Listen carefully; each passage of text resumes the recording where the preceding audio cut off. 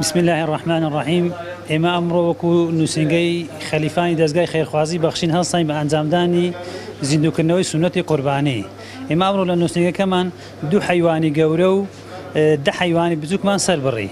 کۆی گۆشتەکەمان 410 کیلۆیە، بەسەر 205 ماڵی دابەش دەکەین بۆ هەر ماڵێ 2 کیلۆ. ئەو ماڵانەی کە بەسەری دابەش دەکەین خەڵکانێکی فەقیر و هەژار و خاوەن پێداویستی تایبەتن. وەجێی خۆش لێوە دەستخۆشی لە خێرخوازان بکەم کە هەمیشە خێرخوازان پاڵپشتی پرۆژەکانی دەستگای بەخشین بووینە. ئەمە وەکو بارگەکانی کۆمەڵکە بووینە شوێنێک لۆ مسلمانانی کەم دەرامەت لە خەڵکی فەقیر و هەژار.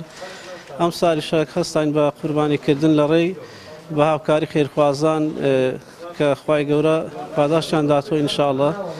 هەستان هاوکاران کردین چەند سەرمەڕ و ئاژەڵی گەورە سەربڕا. خوای گەورە پاداشتیانەش بداتەوە کە هاوکار بوون، ماندی بوون، ئەزیەتیان چێشە. ئینسان بەخۆی قوربانیکردن پێویستە. قوربانیکردن بەخۆی ئینسان دەبی یەکەم جار بەمار ئامادەبی خوێن بڕێژی. ئەو جارە توانی بە ژیانی خۆش خوێن بڕێژی لۆ خوای گەورە. قوربانیکردن بەس شتێکی زۆر گەورەیە لە پێناو خوای گەورە. خوای گەورە کە قوربانیکردندانە لۆ مسلمانان هەم خێر و پاداشتەکەی زۆرە، ئەجرێکی گەورەی هەیە لە لای خوای گەورە و هەم سوودێکیشە بە فەقیر و هەژاران کە سوود لێ ئەبین و کەم دەرامەتان ئیستیفادە لێ ئەکەن.